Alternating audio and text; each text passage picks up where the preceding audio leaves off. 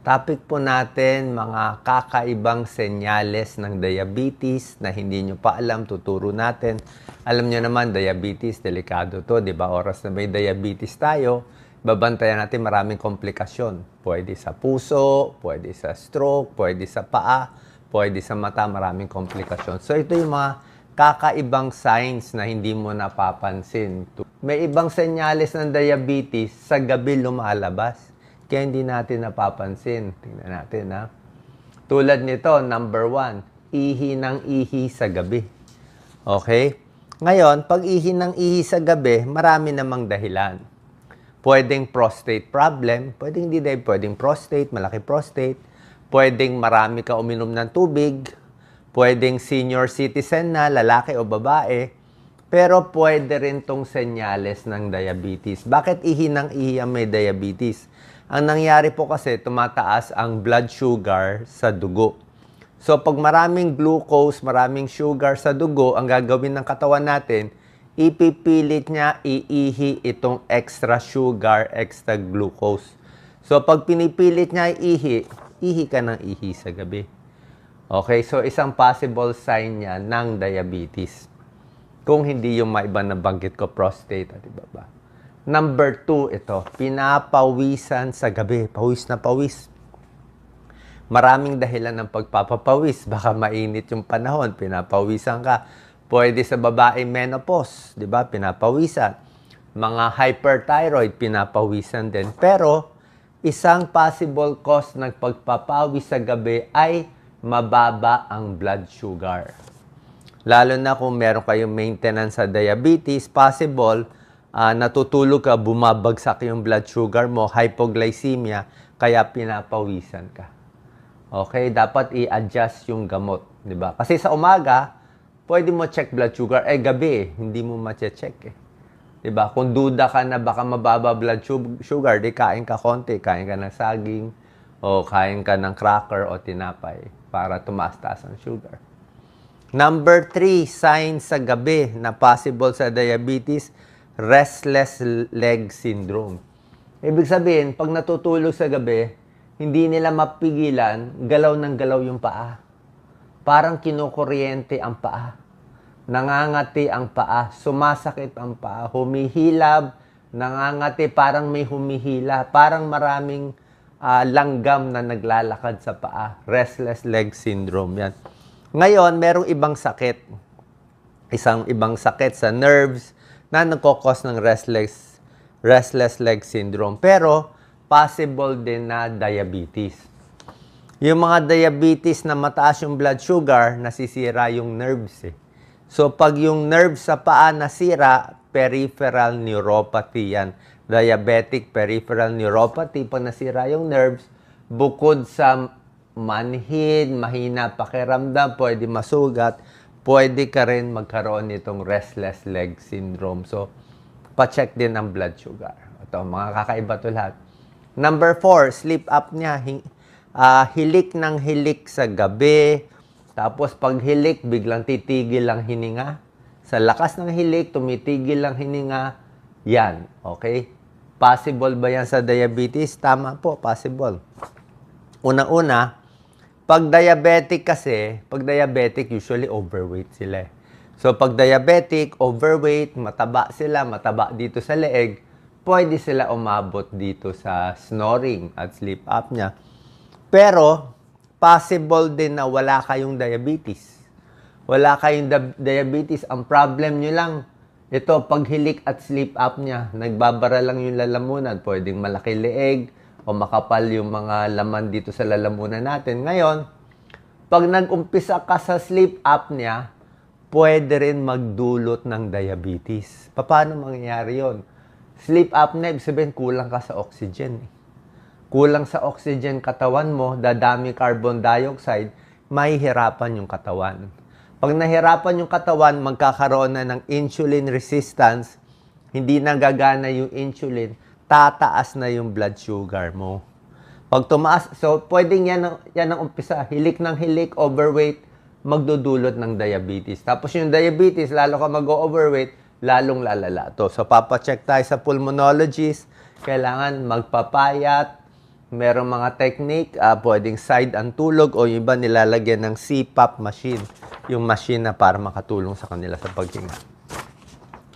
Number 5, ito. Ito, madaling araw. Ito, okay blood sugar niya. 2 a.m.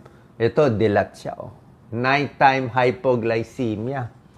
Sobrang gutom, sobrang nginig sa gabi. Kasi nga, pag natutulog tayo, pwedeng bumaba ang blood sugar. Ano ang low blood sugar? Less than 70. Minsan, pag tulog, bababa pa ng less than 55. Diba? Mamaya, makomatose pa. Pag umaga, bumaba ang blood sugar, alam mo yun. Diba? Inom ka ng Coke, ng soft drinks, diba? Tapos pa-check mo blood sugar mo. Pero, pag sa gabi nangyari, hindi mo mamamalayan eh. Yan ang problem. Diba? So, pwede ka kumain something para malaman mo. Pwede mo i-adjust yung gamot mo. Hindi kasi ito napapansin. So, possible, kung may gamot ka sa diabetes, i-adjust. Or yung kain mo. Baka masyado maaga kain mo. Like ako, kain ko alas 6 ng gabi. Diba? Baka gugutumin na. So, pwedeng kain ka maaga. Pag mga 8 o'clock, meron kang konting extra kain, kahit maliit na tinapay, para hindi ka gugutumin sa gabi. Yan o. Nighttime. Ito, ayon sa isang pag-aaral, yung pagbagsak ng blood sugar, 50% nangyayari sa gabi. So, common to. Common to. Number 6, uhaw na uhaw pag madaling araw. Okay, sa gabi, ang early sign, ng pinaka-early sign ng diabetes, uhaw. Laging dry mouth, laging uhaw. Mas obvious pa pag gabi. Okay? Bakit? Kasi pag mataas ang blood sugar mo, di ba, mataas ang blood sugar, pipilitin ng katawan ilabas yung blood sugar. So, ihi ka ng ihi. Di ba? Tulad na sinabi ko, isang sintomas, ihi. Pag ihi ka ng ihi, madi-dehydrate ka. Kukulangin ka ng tubig, uuhawin ka. Matutuyo ang lalamunan mo. Kaya mapipilitan ka uminom ng tubig. Di ba? So, pwede yan. Okay? Number 7. Nighttime cramps. Okay? Halos lahat ng tao makaka-experience ng cramps. Halos lahat. Okay? Pagdating ng 60 years old nga, marami. Madalas magka-cramps. So, ako madalas rin ako magka-cramps. Ngayon, maraming ibang causes ng cramps. Pwedeng dahil sa mababa potassium mo, kain ka ng saging, nagka-cramps. Pwedeng dehydrated ka, kaya ka nagka-cramps. Pwedeng napagod ka, naglakad ka ng malayo, nagtrabaho ka, kaya ka ng cramps. Pwede nalamigan ng aircon, nagkaroon ka ng cramps. Pero, pwede rin diabetes. Okay, ano connection ng diabetes sa cramps? Tulad na sinabi ko, complication ng diabetes, nasisira ang nerves. Diabetic peripheral neuropathy. So, pag nasira ang nerves, pwede mag-cramps. Pag dehydrated, kasi mataas ang blood sugar, magka-cramps ka din. Okay? So, yung diabetic na madalas mag-cramps, usually maraming sintomas, masakit, manhid, nangingimay ang paa. So, pa-check din ang blood sugar. Number 8, malabo ang mata. Okay? Komplikasyon ng diabetes to, di ba? Pwedeng diabetic retinopathy, yung blood vessel, nabubulag. Tapos, ang sintomas nito, kadalasan sa gabi. Kasi gabi madilim eh. Di ba? Madilim sa gabi. Kaya parang lalong hindi ka makakakita. Blurred night vision. Pag sa umaga, maaraw, tingin mo nakakakita ka naman. Pero pag gabi, doon lumalabas yung walang ilaw sa gabi. Doon parang lumalabo ang mata. Hindi ka makakita ng kulay. Parang may floater pa. Parang may lumulutang-lutang. I-control ang blood sugar, pa-check sa ophthalmologist. So, yan ang 8 nighttime signs ng diabetes na kakaiba. Pakita ko lang sa inyo mga tips. Normal blood sugar, 70 to 100. Okay? Pag ang blood sugar nyo, 101 to 125 milligrams per DL, mild diabetes na yan. Papunta na sa diabetes. Pag 125 pataas, diabetes na yan. Okay? Paano iiwas? Siyempre, pagkain, exercise, gamot, at blood test. Yung 4 talaga. Pagkain, aayusin, exercise para bumaba blood sugar, gamot kung kailangan, at magpapacheck ng blood sugar para malaman ito. Gusto mo bumaba? Galaw-galaw. Ito yung mga usual symptoms. Sinabi ko na sa inyo, yung mga sugat na hindi gumagaling, vaginal infection, laging nauuhaw, hindi na makipagtalik, mahina na yung pagtatalik, pero medyo late na yan, namamanhid, namamayat, laging pagod. Pero yung pinakita ko sa inyo, mas kakaiba. Maraming komplikasyon ng diabetes. Pwede ma-stroke, masira ipin, masira nerves, ma-heart attack, mata mabulag, pati glaucoma, at ito pinakadelikado pa, kidney failure at dialysis. Okay? Para makaiwas sa komplikasyon, dapat chinecheck lagi ang paa. Magandang sapatos, kailangan. Sa mata, yan, normal retina, diabetic retinopathy. Ang nangyayari, nagkakadugo-dugo. Yan, nagkakadugo-dugo. Nagkakaroon ng mga bagong ugat yung mata. At pag nagkaroon ng mga bagong ugat, nangyayari, parang hinihila niya yung retina. Parang hinihila niya, dumadami yung ugat. Pag dumami yung ugat, yung papel, parang nakukuluntoy siya. So, minsan nagre-retinal detachment. So, kailangan pa-check ang mata, lahat ng diabetes. Sayang din yung mata. Mahalaga po to. Okay? Pati ipin, importante. Oras na masira na yung ipin, kasi nga, mataas blood sugar, mabilis magka-infection. Gum disease. So, tamang pagkain, yung mga matatamis, diba? Maalat, matataba, bawas talaga sa pagkain. Dapat talaga yung pagkain nyo, pare-pareho ang dami, lalo na kuminom kayo ng gamot. Bawas stress, exercise. Pag may sakit, tumataas ang blood sugar. May binabantayan. Stress and diabetes, malaking connection. Mas stress yung tao, mas...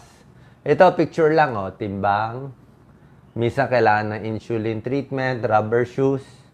Check ang blood pressure, check ang puso, check ang mata. May mga gamot na binibigay. Okay, baka may nakita kayong fake news na... Maraming mga fake news maraming nagbebenta ng gamot. Pero ako, huwag kayong maniniwala sa fake news. Sinasabi ko sa inyo, harapan tayo na okay ang metformin. Okay, maganda, pwede ibigay, pwede inumin, walang delikado. Maraming nagpe-fake news, sinasabi ko daw walang metformin, masama. Kalokohan po yun, nagbebenta yun ng ibang gamot. So okay ang metformin, binibigay natin. Itong mga sulfonylurea, kung ano sinabi ng endocrinologist nyo, yun din sasabihin ko. Dito lang kayo maniwala sa page natin, ha? Marami ng kalokohan ngayon sa social media, marami ng AI na kung sino-sinong iniimbento na fake news, sa health fake news, sa entertainment, maraming fake news, sa politika, maraming fake news. So, hindi talaga maiwasan to. Grabe na yung fake news ng social media.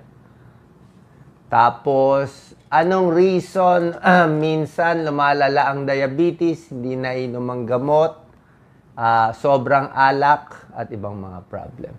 Diabetes and mental health, importante din. Mas stress tayo, meron tinatawag na diabetes distress. Pag diabetic, usually stress, may denial sa sakit, loneliness, walang motivation, frustrated, at takot sa sakit. Sundin nyo lang po to. Punta kayo sa endocrinologist nyo pag nakita mataas ang blood sugar. Salamat po.